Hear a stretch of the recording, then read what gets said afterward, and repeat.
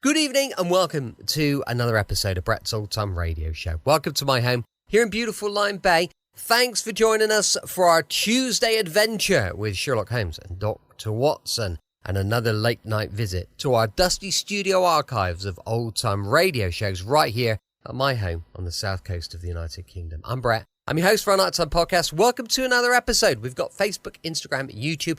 We do have TikTok as well, but I don't do a huge amount on TikTok. But I've just uploaded a new video of being out and about in the local area, you know, just walking the dog and stuff. So if you want to check it out, see where we live, then please do check out our social media.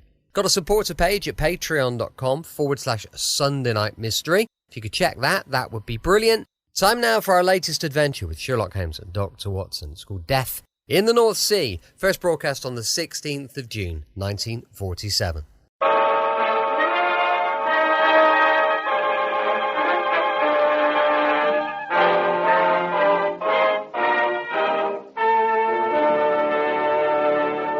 Kreml Hair Tonic and Kreml Shampoo present the new adventures of Sherlock Holmes, starring Nigel Bruce as Dr. Watson and Tom Conway as Sherlock Holmes.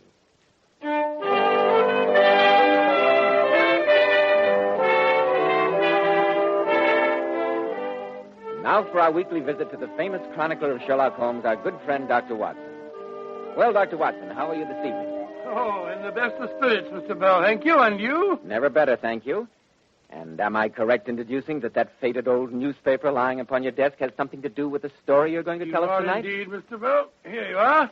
The London Times of September the 4th, 1903. Take a look at this. Judges summing up to jury interrupted. Sensational solution by Mr. Sherlock Holmes. Yes, I think that you will find it equally sensational, Mr. Bell. It was one of Holmes's most dramatic cases. But first, you want a word with our listeners. Go ahead while I light up my pipe. Thank you, Dr. Watson. Men, in summer when you go without your hat, does your hair get dry, wild, and unruly looking? After a swim, does it feel sticky and stringy? Then remember, Kreml Hair Tonic keeps dry, wild, sun-baked hair looking perfectly groomed throughout the hottest, stickiest day, as if your barber had just combed it. You see, Kreml contains a special combination of hair grooming ingredients which is found in no other hair tonic. This wonderful, natural-looking hairdressing has just enough light oil to keep hair neatly groomed with an attractive, healthy-looking luster. Yet Kreml never leaves the hair looking or feeling greasy or sticky. Kreml always looks and feels so clean on both hair and scalp. It leaves the scalp feeling so cool, so refreshed and alive. Be sure to try it, men. Kreml, Kreml Hair Tonic. And now that I see you've got your pipe drawing to your satisfaction, Dr. Watson, how about the story you promised? Well, Holmes and I had just returned from a long-anticipated holiday in Scotland. Mrs. Hudson greeted us with the news that a lady was at that moment awaiting us in our rooms. And as we opened the door... Oh, Mr. Holmes, at last, thank heaven. I beg your You pardon. must save him. He didn't do it. I know he didn't.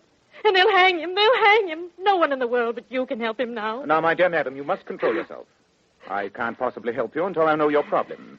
Oh, you must excuse me. Here, my dear. You drink this. It'll make you feel better. Oh, thank you. I've been waiting for you, Mr. Holmes, praying for your return for days. You left no forwarding address. I know. Dr. Watson and I had promised ourselves a real holiday. I'm Edith Fairmont. Evidently that name means nothing to you. You haven't seen the newspapers. No, not for 4 weeks, thank heaven. Compose yourself, madam, and tell us what has brought you here.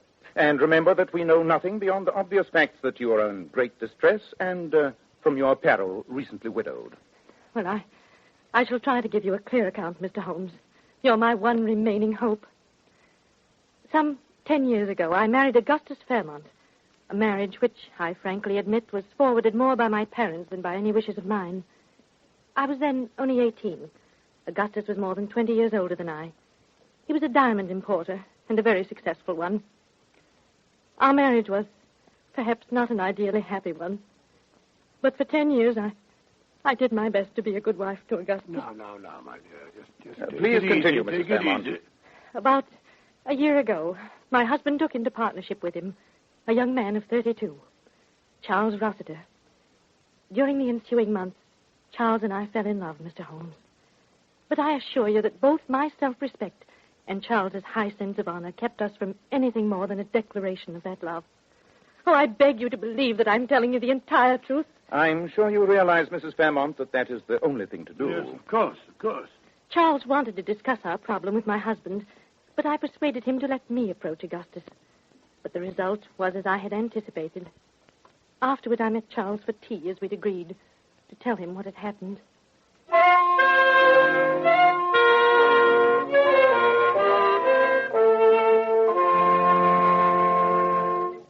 Edith, my dear, I thought you'd never get here. It was difficult, Charles, even more difficult than we expected. I hate to tell you this, my dearest. You don't have to tell me. I knew as soon as I saw you. Augustus refused even to discuss the possibility of giving me a divorce. You know how violent his temper is. He really frightened me. I wish you'd let me speak to him. I'm glad I didn't. His hatred for you is great enough as it is. But how can he want to hold you tight to him in marriage knowing that you love me? I should think that any decent man... Evidently you don't know Augustus very well. He has an almost abnormal sense of possession. Whatever belongs to him, he'll keep, no matter what the cost. Very well, then. We've tried to do the right thing. Since he won't give you a divorce, there's only one thing left. Leave him. You and I will go to America or the continent and make a new life there for ourselves. I can't, Charles. You know that I love you, but we could never find happiness in that sort of life. I want to be your wife, Charles, to have children. And since that's denied us, we must stop seeing each other. I shall always love you, dear. Edith, you can't go out of my life like that. There's no other way. Goodbye, my darling.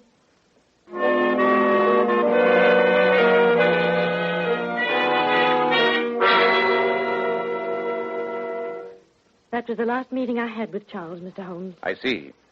Go on, Mrs. Fairmont. Well, my husband and Charles were, under the circumstances, equally anxious to dissolve their partnership. They agreed to make a final trip to Amsterdam to complete a transaction which they'd previously arranged, after which the business was to be dissolved. How long ago was this? A little more than a month ago. The day before they left, my husband, telling me that he was unable to find the revolver which he always carried when transporting valuable shipments of diamonds, asked me to buy him a new one. I did so, and he took it with him when he sailed.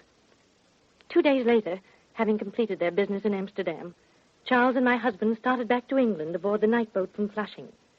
My husband had with him over 10,000 pounds worth of unset diamonds which they'd purchased.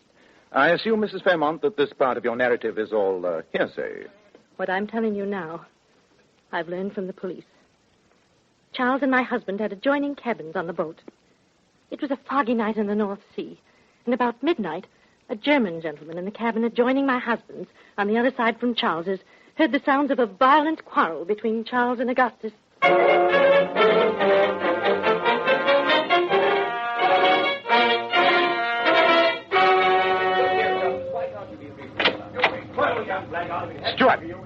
Stewart! Yes, Mr. Smith? What can I do for you? Listen to that bellowing in there. Is this a cattle boat? How can I sleep with such a verfluchte noise going on? Oh, I'm very sorry, sir. The gentleman do seem a bit agitated, like. I'll knock on the door. I'm sorry, sir, but there's been a complaint from some of the passengers regarding the noise. Oh, all right. There you are, Mr. Smith. If there's any more disturbance, just ring for me. If there is any more disturbance, I go to the captain. For an hour now I have been trying to get to sleep. What was that? That was a shot, you dummkopf. Come. It's locked. Well, break it down. Oh, good heavens. That man is dead. Dead as a doornail. It's Augustus. What's happened? You ask what has happened? With that man dead on the floor and you in the doorway between your cabins? Here, Stewart, get the captain. I'll watch this murder until you come back.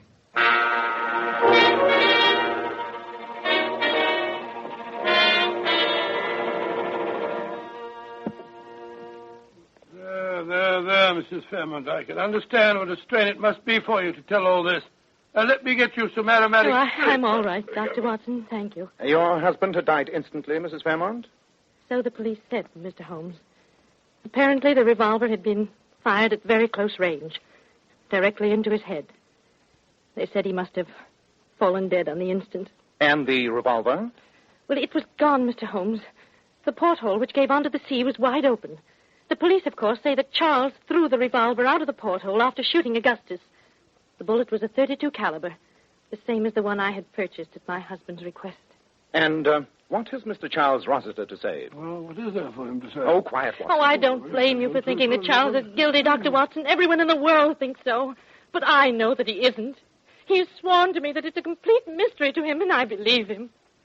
If I didn't believe him, there'd be nothing left to live for. The police arrested him, of course. Oh, naturally. He goes to trial at the Old Bailey tomorrow. Oh, Mr. Holmes, you must save him. You must.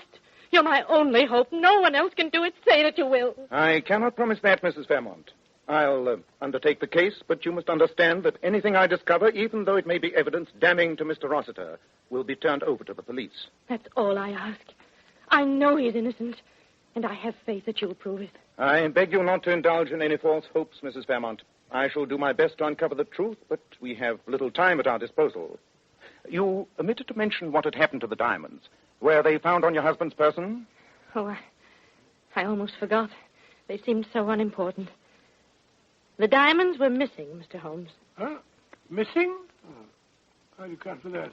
The police think that Charles was going to steal them, and that suddenly realizing the impossibility of the idea, he threw both them and the revolver out of the porthole. Odd. Well, with the trial starting tomorrow, Mrs. Fairmont, Watson and I have much to do. Our first task must be a complete examination of the police records of the case. I know you'll excuse us if we hurry off, Mrs. Fairmont. Our first call must be on Mr. Charles Rossiter in prison.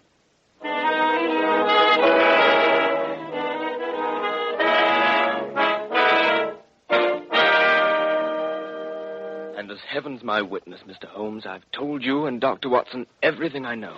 You say that you and your late partner had taken out business insurance on each other's lives? Yes, Mr. Holmes, to the extent of £25,000 apiece. £25,000 apiece? I say that makes it look even worse, Holmes, huh? Unfortunately, yes. One more question, Mr. Rossiter. After the quarrel on the boat, when the steward had knocked and requested silence, you went back into your own cabin. Is that correct? It is, Mr. Holmes. And according to you, you heard the sound of a shot from Fairmont's cabin a moment later. How much time would you say had elapsed? Oh, a very short interval, not more than 15 seconds at the outside. Thank you.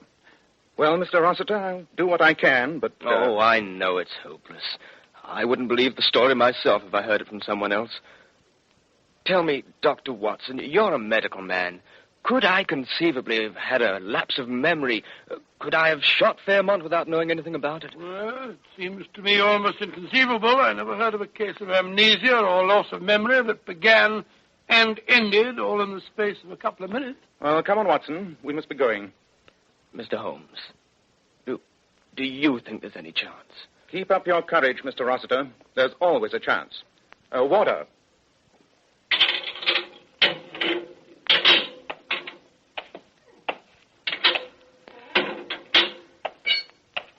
I say, Holmes, I grant you that Mrs. Fairmont's a lovely woman and that young Rossiter had a lot of provocation.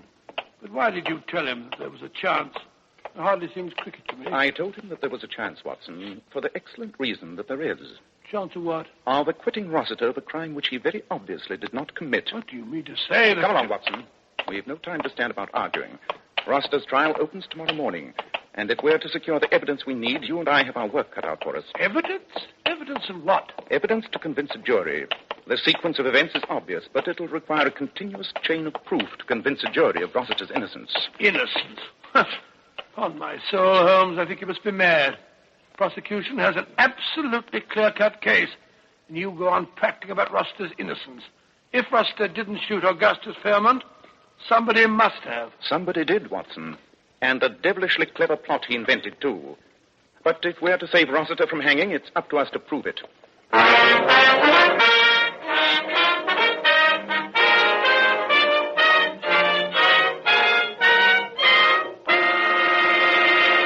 In just a moment, we'll find out if Sherlock Holmes is able to prove it.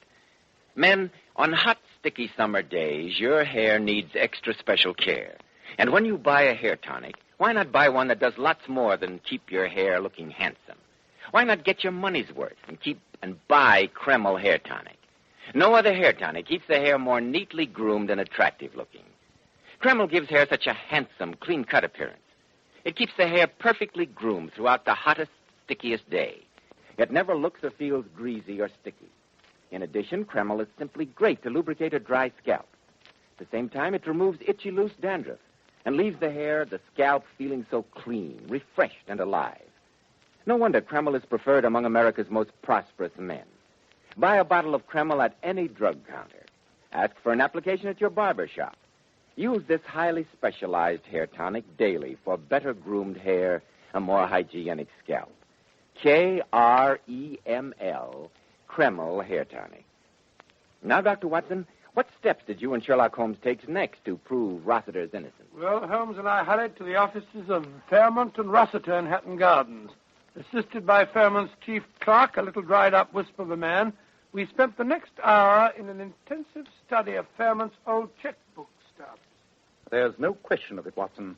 These regular payments, month after month, to Mademoiselle Elaine Dufour can only mean one thing. Oh, I don't see why. She might have been an old nurse of his or something. Really, Watson? Huh? One does not pay one's old nurse £50 a month over a period of years. Oh, perhaps you're right. Thank heaven we found Mademoiselle Dufour's address. Why? Because you're leaving for Paris tonight. Huh? And I want you to bring back Mademoiselle Dufour no matter what means you use to persuade her. Oh, really, Holmes? What are you going to do? Be doing what? Why I'm off on this wild goose chase? I have a few things to look into, Watson.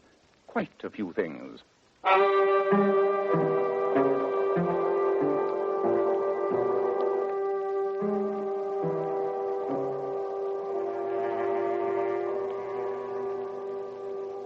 And you performed the post-mortem yourself, Dr. McPherson? I did, Mr. Holmes. And I'm prepared to stake my professional reputation that Augustus Fairmont would have been dead within a year, no matter what had been done. That disease had progressed too far for surgery to be any use whatsoever. You told the police this, of course. Oh, naturally. They weren't interested. All they cared about was the bullet which finished the fellow off.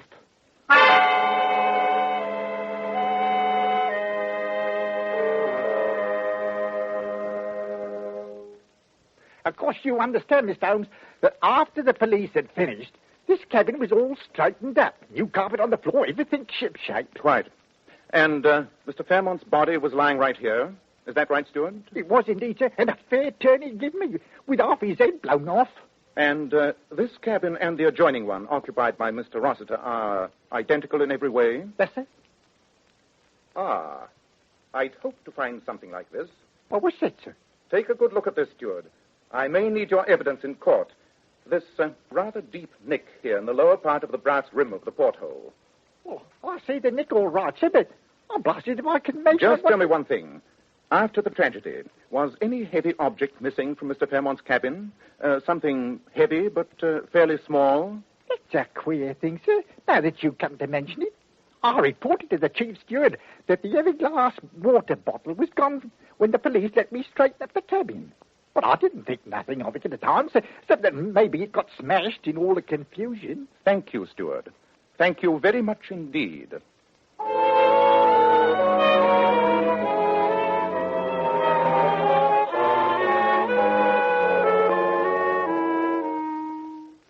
And you asked me to come back to England with you, Dr. Watson? Yeah, I do indeed, Mademoiselle Dufour. To go into court and tell everything? I know nothing about your English laws. Perhaps I render myself liable to prosecution.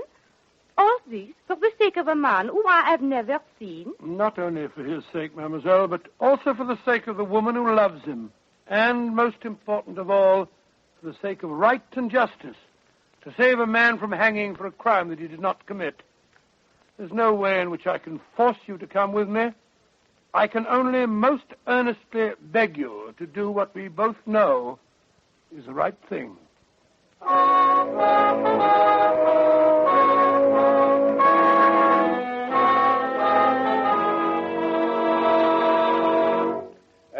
in the final analysis, members of the jury, I must remind you that the decision as to Charles Rossiter's guilt or innocence rests solely with you. Under the law, my province as judge is merely to assist you in reaching a just verdict. And this I have endeavored to do by summing up for you the evidence to which we have been listening during these last 3 days. The prosecution has endeavored to prove to you that this man, who has not denied his love for Mrs. Fairmont, knew that they could never be together so long as her husband should live. You have heard the evidence of their quarrel on the boat, of the shooting, and of the scene found by Mr. Schmidt, the steward, and the other witnesses when the door to the cabin was broken down. You have heard the suggestion of premeditation in the purchase of the weapon by Mrs. Fairmont, a weapon which, though missing, was of identical caliber with the bullet which killed her husband. You have heard the prisoner's protestations of innocence and his own inability to offer any logical explanation of the tragedy. Under these circumstances, My lad, I beg leave to interrupt. Well, Sir Aubrey, what is it you want to say? During the entire trial, my lad, my client and I have put our hopes in an investigation being conducted by the eminent criminologist, Mr. Sherlock Holmes. Mr. Holmes has just arrived in court, together with his colleague, Dr. Watson, who has brought with him from Paris a witness whose evidence is vital to the defense. I respectfully beg your lordship's permission, and that of the prosecution, to allow Mr. Holmes to tell us what he has discovered. It is most irregular, Sir Aubrey, but the primary concern of this court is that justice be done. In view of Mr. Sherlock Holmes' distinguished record and many services to the law, I see no objection to granting your request. Thank you, my lord. I assure you that we would not have waited till so late in this trial to present our evidence had it not been for the fact that Dr. Watson has only at this moment arrived from Paris, escorting a lady who is the final link in that chain of evidence. Proceed, Mr. Holmes. The late Augustus Fairmont, married to a woman more than 20 years his junior, was a man with a very great sense of possession. Whether or not he loved his wife, he was determined that no one else should have her. And when his wife freely and honestly confronted him with her admission that she loved another man, Fairmont could think of nothing but revenge. I'm willing to allow you a fair amount of latitude, Mr. Holmes, but this seems to have no bearing on the case. With your lordship's permission, I hope to establish its bearing in just a moment. I have here in court Dr. Macpherson, who conducted the post-mortem upon the late Mr. Fairmont. Dr. Macpherson will testify that Augustus Fairmont was suffering from an incurable disease which would unquestionably have killed him within another year. Silence in the court. Also in court and ready to testify is Sir Edward Penrose of Harley Street, to whom Augustus Fairmont went for an opinion just a little more than 6 weeks ago. Sir Edward informed Fairmont, who had never before suspected the presence of this disease, that he would be lucky if he lived for 6 months, and that there was nothing to be done. Now, Fairmont faced with the knowledge that he would die, probably painfully and lingeringly, within a few months at most. And the bitterness of this knowledge must have been increased 100-fold by the realization that his death would remove the last barrier to the wedding of these two people who loved each other. Bravo, Holmes. Quiet in the court. Oh, sir. Then Augustus Fairmont evolved in his twisted mind the perfect plot. He would die, not lingeringly and painfully, but instantly. And in dying, he would make sure that Charles Rossiter, the man he hated, would be hanged for his murder. With his partner, Rossiter, Fairmont sailed to Amsterdam. But when he had purchased some 10,000 pounds worth of diamonds, the thought crossed his mind of making a final provision for the woman whom, for many years, he'd been seeing in France. She's here now, due to Dr. Watson. And I will ask her to rise. Mademoiselle Dufour, is it not true that Mr. Fairmont provided for you during the last 6 or 7 years, and that he visited you frequently during his trips to the continent? That is correct, Mr. Holmes. Now, will you please tell the court what you received in the mail from Mr. Fairmont the day after you read of his death? I received a package containing a small fortune in unset diamonds, together with a letter from Auguste, saying that I would not hear from him again, that I should make no inquiries concerning him, and that these diamonds would provide me with sufficient funds for the rest of my life. Thank you very much, Mademoiselle Dufour. Quiet in the courtroom. I think that will be all. Oh, magnificent, my dear. So, I'm very just proud before of you. sale, Well Augustus done. Very Fairmont well done. provided for the woman with whom he had so long a friendship. He did this with the knowledge that he was to die that very night. On board the boat, he purposely entered into a noisy argument with young Rossiter, an argument which ended with the steward knocking on the door. A moment later, Rossiter returned to his own cabin and shut the communicating door. The instant he had done so, Fairmont took from its place of concealment the revolver which, with studied malice, he had caused his wife to buy. This revolver Fairmont had previously prepared for what he was about to do by tying a stout string from its trigger guard to the heavy glass water bottle he had taken from his cabin wall. It was the work of but a moment, after Rossiter had closed the door, to suspend the heavy bottle outside the porthole which gave directly upon the sea. Then Fairmont raised the revolver to his head and pulled the trigger. As he fell dead, the revolver, released from his hand, was pulled sharply up and out of the porthole by the heavy weight of the bottle. It hit the edge of the porthole, nicking the brass rim, and then disappeared forever into the depths of the North Sea. Unless this demonstration is stopped instantly, I shall have the courtroom cleared. My lad, in view of the evidence offered by Mr. Sherlock Holmes, the Crown withdraws its charge against Charles Rossiter. Oh, great work, Holmes. Great work. You brought it off, old man. I never could have, Watson, if you hadn't been persuasive enough to get Mademoiselle Dufour here in time. You to say so, boy. Ah, look. Here comes Mrs. Fairmont. Oh, God bless you, Mr. Holmes. And you too, Dr. Watson. Oh, I've got to kiss you both. Oh, that's very nice of you. Upon my word, that's the nicest fee we've ever had.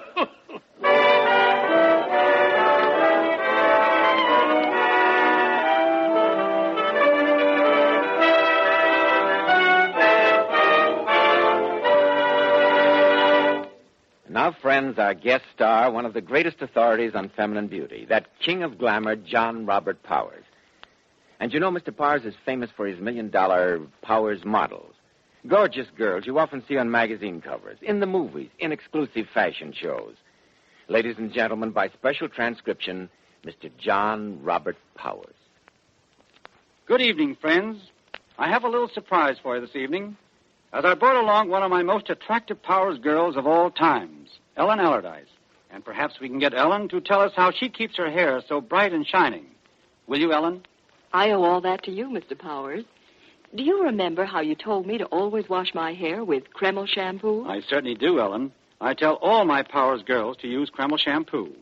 I'm thoroughly convinced that no other shampoo leaves the hair more radiant with such natural, brilliant luster.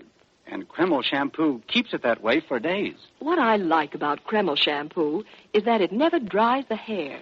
That's right, Ellen, because Kreml shampoo has a built-in oil base.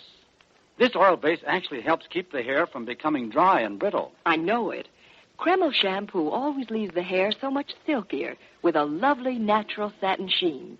And I love the way Kreml shampoo whips up just lots and lots of luxuriant active foam, even in the hardest water. Ellen, I think every girl owes it to herself to try Kreml shampoo. I feel certain she'll be in for one of the greatest beauty thrills of her life. Because, without a doubt, in all my years spent in helping women become more attractive, I've never come across a more beautifying shampoo than Kreml shampoo.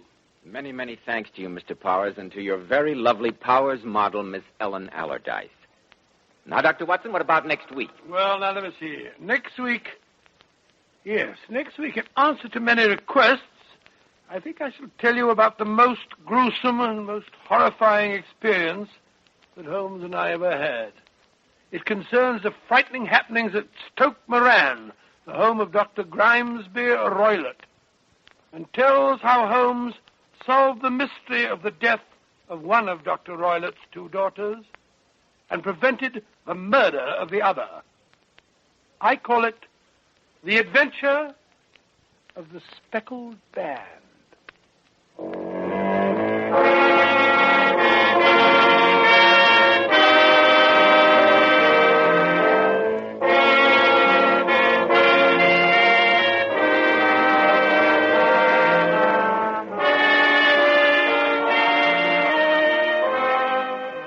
Tonight's new Sherlock Holmes adventure was suggested by an incident in Sir Arthur Conan Doyle's story, The Problem of Thor Bridge. Nigel Bruce appeared by permission of Universal International Pictures. Tom Conway through the courtesy of Eagle Lion Pictures. The Sherlock Holmes series is produced by Tom McKnight, with original music composed and conducted by Alex Steinert. Joseph Bell, speaking for Kreml Hair Tonic and Kreml Shampoo, inviting you to be with us next week at this same time. And Dr. Watson will tell us about the adventure of the Speckled Band.